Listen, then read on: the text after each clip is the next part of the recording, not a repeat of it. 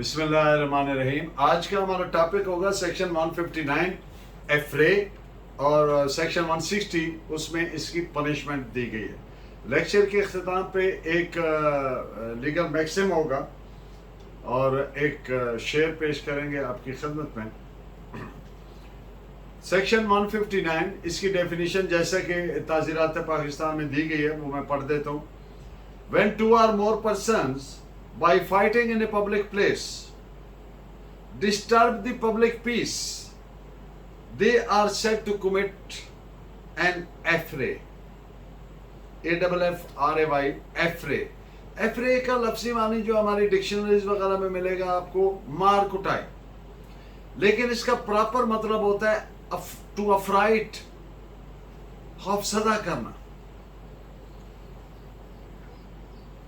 اس definition سے مراد جب دو یا دو سے زیادہ افراد پبلک پلیس پر، عوامی مقام پر، عوامی جگہ پر لڑائی کریں، لڑائی مار کٹائی کریں اور امن عامہ جس سے اور اس لڑائی سے کیا ہو، امن عامہ خراب ہو، پبلک پیس اینڈ ٹرینکویلٹی وہ ڈسٹرب ہو، تو کہا جائے گا کہ انہوں نے ایفرے کا ارتکاب کیا ہے. اس کا سکوپ، ایپلیکیشن، میننگ، کونوٹیشن وغیرہ تھوڑا ڈسکس کر لیتے ہیں. ایفرے بیسیکلی لیٹن زبان کا ورڈ ہے، لاطینی زبان کا لفظ ہے جس کا ماخذ افریئر ہے. اس کا اوریجن جو ہے it is derived from the word affrayer. affrayer کا لفظی معنی ہوتا ہے that which affrights، وہ جو خوف زدہ کرتا ہے، or puts in fear or terrifies، یعنی خوف زدہ جو عمل کر دیتا ہے. پراپر اس کا میننگ یہ ہے. ایفرے کا افینس ایک جائنٹ افینس ہے، جیسا کہ وہ ایک ایڈیم ہے کہ it takes two to make a quarrel، کہ ایک سے تو نہیں جھگڑا ہوگا نا، دونوں مار کٹائی کر رہے ہیں ایک دوسرے کو، تو اس لیے یہ جائنٹ افینس ہوتا ہے. اور ہر وہ شخص جو مار کٹائی کر رہا ہے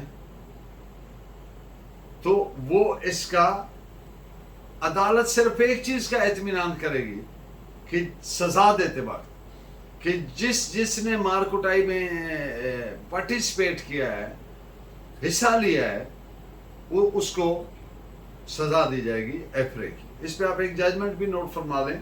1933 Madras WN page 721. Public place پہ کافی ڈیبیٹ ہوتی ہے کہ یہ پبلک پلیس وہ جگہ ہے، اردو میں عوامی مقامات کہیں پبلک پلیسز، جیسے پارکس ہیں، سینما ہاؤسز ہیں، کوئی سرکاری دفاتر ہے، تھانہ ہے، کوئی سرکاری دفتر ہے، تو یہ تمام جہاں پہ عوام ایز آف رائٹ آ جا سکتے ہیں یا جہاں پہ آتے جاتے ہیں، ریلوے پلیٹ فارمز ہو گئے ایٹسٹرا ایٹسٹرا، تو ان کو کہتے ہیں پبلک پرائیویٹ. ایک ہوتا ہے پرائیویٹ اونرشپ جو ذاتی ملکیت ہے، نجی ملکیت ہے. ایک ہوتی ہے پبلک پلیس، ایک ہوتی ہے پرائیویٹ پلیس. تو یہ صرف اور صرف پبلک پلیس میں اگر لڑائی مار کٹائی کی ہے تو پھر ایفرے بنے گا. اگر وہ جگہ نجی ملکیت میں ہے، ذاتی ملکیت میں ہے، تو پھر ایفرے کا آفینس نہیں بنے گا. تو اس پہ آپ ججمنٹ نوٹ فرما لیں. AIR 1937 مدراس 286. ایک کیس کے مختصراً فیکٹس تاکہ یہ بات کلیئرٹی سمجھ آ جائے. چبوترا یا کوئی پرائیویٹ فیلڈ ہے، لینڈ ہے، زمین ہے، وہاں پہ اگر یہ افینس ہوا ہے، لڑائی مار کٹائی ہوئی ہے، تو پھر ایفرے کی ڈیفینیشن میں نہیں آئے گا، کیونکہ چبوترا یا دارا یا بیٹھک یا ڈیرا کوئی سا بھی ان میں سے لفظ استعمال کریں، اس کا کونوٹیشن ایک ہی ہے کہ جہاں پہ کسی کی نجی ملکیت ہوتی ہے اور اس کے دوست احباب بیٹھنے کی جگہ ہوتی ہے، اکٹھے ہوتے ہیں. तो वो बेसिकली निजी मिल्कियत है। वहां पे अगर लड़ाई मार कुटाई हुई या किसी के जाती खेत में, फील्ड में या लैंड्स पर, तो वो एफरे का ऑफेंस नहीं बनेगा। इस पे आपको दो जजमेंट्स नोट फरमाएं। 1975 ब्रैकेट में अलाम 41 CUT.LT 233 पेज और 1895 bracket ILR 17 Allahabad page 166 DB यानी डिविजनल बेंच का फैसला है। अब सेक्शन 160 में इसकी पनिशमेंट दी गई है कि जो एफरे करेगा, एफरे बनेगा कैसे, ये 159 बताती है, और इसकी पनिशमेंट क्या है वो 160 में है। Whoever commits an affray shall be punished with imprisonment of either description for a term which may extend to 1 month or with fine or with both, and may fine जो है that may extend up to 300 rupees। जो कोई एफरे का इर्तिकाब करेगा उसे 1 माह तक सजाए कैद या जुर्माना जो 300 रुपए तक हो सकता है या दोनों की भी सजा दी जा सकती है।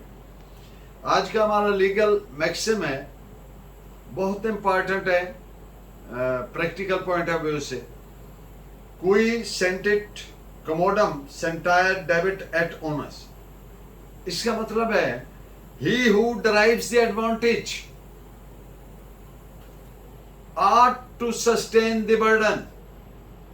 बर्दन लिखा हुआ है इसमें चूंकि वो लैटिन वर्ड है, यानी बारे सबूत बेनिफिशियरी पर होगा, जिसने फायदा लिया है उस पर बारे सबूत है।